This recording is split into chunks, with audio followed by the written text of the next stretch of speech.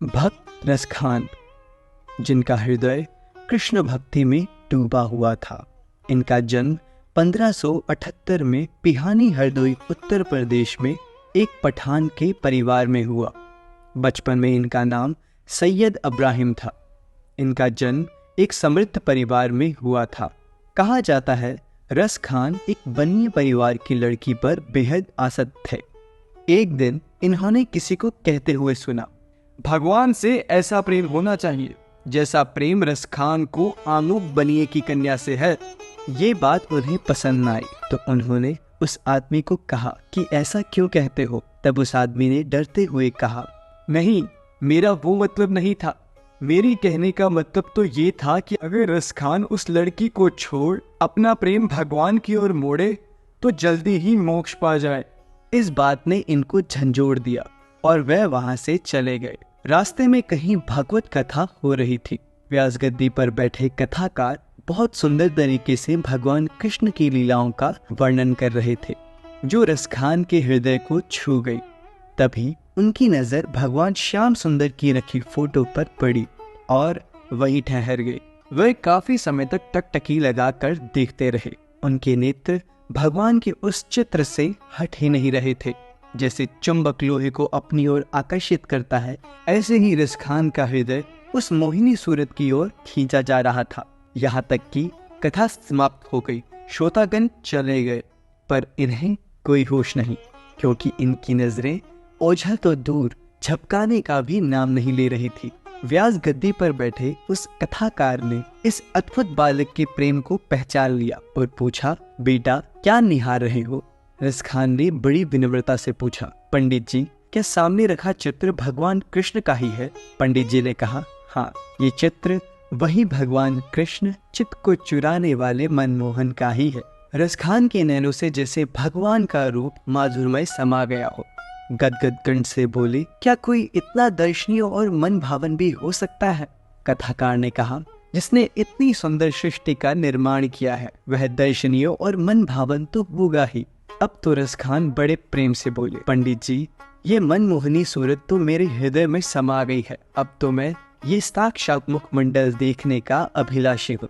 आप मुझे इनका पता बता दो ताकि मैं शीघ्र अतिशीघ्र इनसे मिलकर अपने हृदय की तड़प को शांत कर सकूं। कथाकार ने कहा, भैया, ये तो ब्रज के नायक हैं, ब्रज में ही मिलेंगे। रसखान तुरंत ही ब्रज की ओर निकल पड़े। जिसके हृदय में भाव जागृत हो जाए, प्रभु मिलन की तीव्र उत्कंठा जागृत हो जाए, उसे इसके आगे और कुछ नहीं सोचता। जैसे ही रसखान ने ब्रज भूमि का स्पर्श पाया, उसमें लोट लगाते लगाते उनकी हृदय की मलिनता नष्ट हो गई और प्रेम की अश्रुधारा बह चली। वृंदावन के कण कण से गूंजते कृष्ण नाम की सुरीली धुन ने उन्हें आहत कर दिया। धामों का धाम, परम धाम वृंदावन जैसे स्वर्ग की अनुभूति कर रहा था और वे अश्रुओं को बहाते बहाते कृष्ण की ललक में लेटे रहे।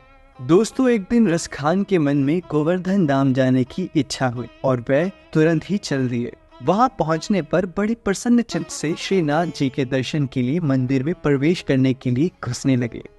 वहां खड़े पुजारी ने टोकते हुए कहा, अरे कहाँ घुसे जा रहे हो? तुम्हारी वेशभूषा तो दूसरी है, तुम मंदिर में प्रवेश नहीं कर सकते। रसखान ने कहा, यह कैसा प्रतिबंध? वेशभूषा का भक्ति से क्या संबंध? पुजारी ने कहा, मैं कुछ नहीं सुनना चाहता, मैं तुम्हें मंदिर में नहीं घुसने दूंगा। रसखान ने कहा, भाई, मैं भी एक इंसान ही, सबकी तरह मैंने भी एक स्त्री के गर्भ से ही जन्म लिया है। आपकी तरह ईश्वर ने मुझे भी सिमरन और दर्शन का अधिकार दिया है, फिर तुम मुझे दर्शन के लिए कैसे रोक रहे हो? पुजारी ने कहा, अपने ये तर्क किसी और को सुनाना, मैं विधर्मी को मंदिर में नहीं घुसने दूंगा, परंतु तुम इस प्रकार नहीं मानोगे। पुजारी ने गुस्से से रसखान को सीढ़ियों से धक्का मार दिया। रसखान को ऐसे व्यवहार की अपेक्षा नहीं थी। वह बहुत ज्यादा दुखी हो गए और साथ साथ आश्चर्य भी हुआ कि ब्रज में ऐसी मति वाले इंसान भी रहते हैं।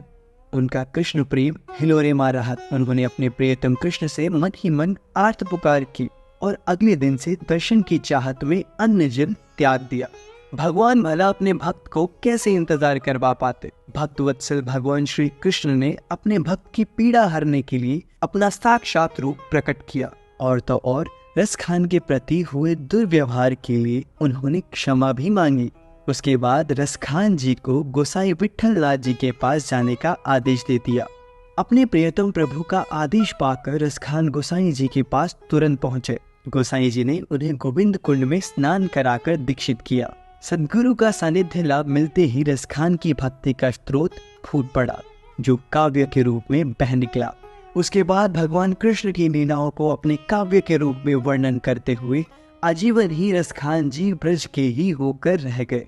वह कहते थे, मेरा जब कभी भी जन्म हो तो यही ब्रज भूमि पर हो। मनुष्य बनूं तो रसखान के ही रूप में जन्म हो, पशु बनूं तो नंद के आंगन की ही कैया बनूं, पर्वत बनूं तो यही गोवर्धन बनूं, अगर पंछी बनूं तो इसी कालिंदी के तट पर कदम्ब वृक्ष पर ही बसेरा करो। उनके जीवन काल में भगवान कृष्ण ने कई बार दर्शन दिया और ऐसी कई घटनाएं घटी जिन्हें पाने के लिए कई साधु वर्षों तक तपस्या करते रहते हैं। धन्य है ऐसे महान रसखान जिन्हें प्रेम पाश में बंधे भगवान की कृपा और दर्शन दोनों का ही परम सौभाग्य मिला।